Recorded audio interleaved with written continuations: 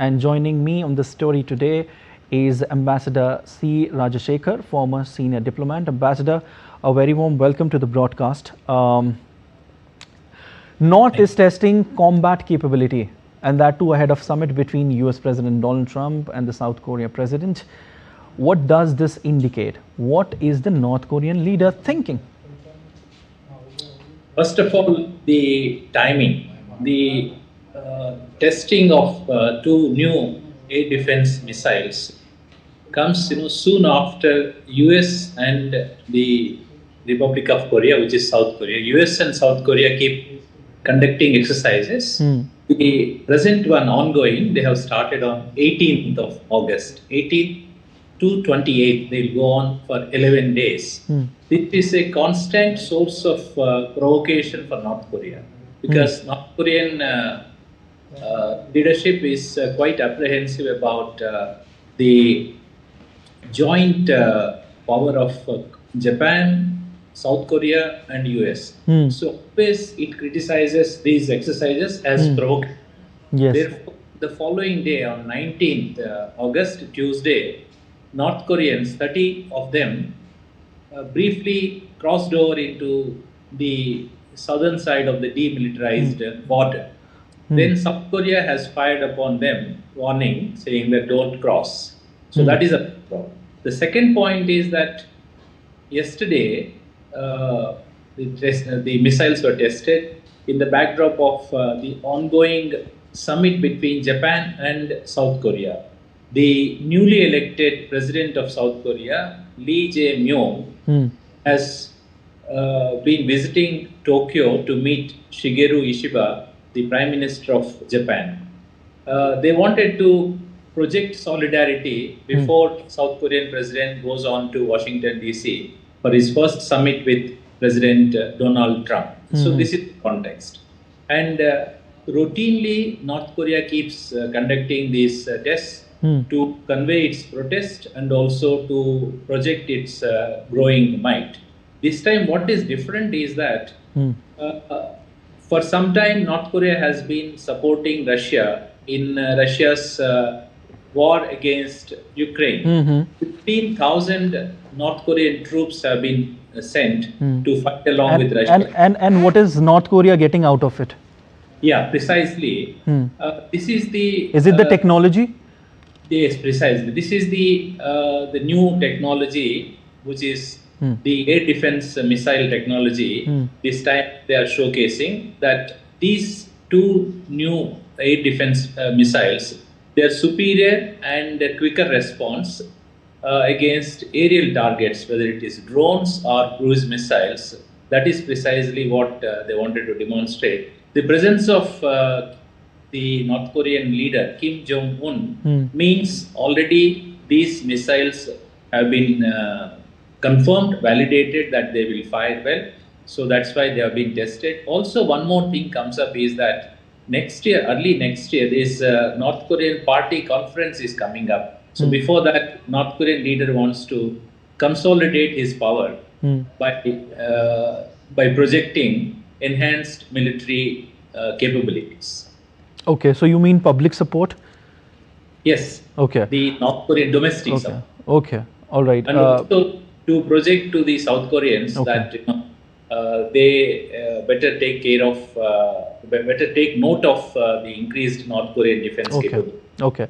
Also, I think President Trump will be very happy because this helps President Trump to extract more concessions from South Korea. Okay, that could also be one part. A North Korean leader condemned the joint military drills between US and South Korea earlier this month. He described them as the most hostile and confrontational, which is not new. Does flexing new technologies mean a stern warning to South Korea again, or perhaps it's a part of psychological warfare? Yeah, this is an ongoing pattern. Say, periodically South Korea and US keep conducting exercises. Yeah. So the present one going on titled Ulchi Freedom Shield, 7 days. And every time this happens, North Koreans do protest in various manners. This is one more manifestation of that. Okay, so I mean, I was talking about North Korea flexing its new technologies. You also mentioned that they are sending troops to Russia, and in exchange they are getting advanced technologies, the unique technologies. Does that mean it's a part of psychological warfare? Is it a part of psychological warfare, or does that mean that North is giving a stern warning to South Korea that, look, we have the advanced technologies that you don't have, and if you will try to barge in the fortified border, then we will attack you? It is also that the South Korea has new president in Lee Jae-myung, who is in office barely for 2 months. In June, he come to power, and his campaign on relations with North Korea is to improve relations with North Korea. So the previous South Korean president was conservative and he was stern. Whereas the present president, new president, he stands for improved relations with North Korea. So they want to send out a message that you better approach for reconciliation, for improved relations with North Korea.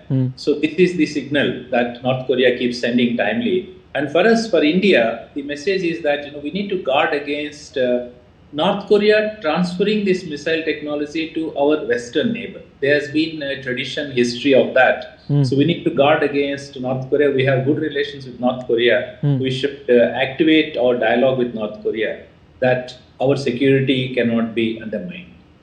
Okay. With the tensions flaring between the North Korea and South Korea, will it escalate from here? The kind of situation that we have in front of us right now? This is more of a posturing on the part of North Korea. Actually, their border is so close. South Korean capital Seoul is within the shelling distance of North Korea. This is more of posturing to extract some economic concessions from South Korea. So this has been the general pattern. And also, the newly elected president Lee Jae-myung, he stands for improved relations. On returning from Washington, he may put out a series of measures extending a hand of friendship towards North Korea. Will there be ever any solution, between both these countries? Will there be any solution or any sort of resolution which will come out of both these countries? You are right in asking. I have been there 15 years ago, and this has been an ongoing process. But the newly elected president, Lee Jae-myung, he is the best bet for North Korea because he stands for reconciliation and improved relations. North Koreans will do well to avail this his presence in the Blue House in Seoul to improve relations. Okay, and what do you think of the meeting between President Trump and the South Korea president? South Korean president has already made peace in terms of trade relations. South Korea has interesting situation. It relies for security on United States on one side, for economic prosperity on China. So it has to very carefully balance its relations between China and US.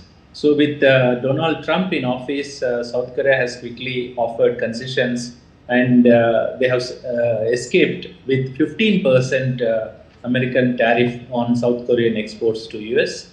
And also they have pledged to invest, I think about $500 million in US to shore up American manufacturing facilities. All right, we leave it there, sir. Thank you so much.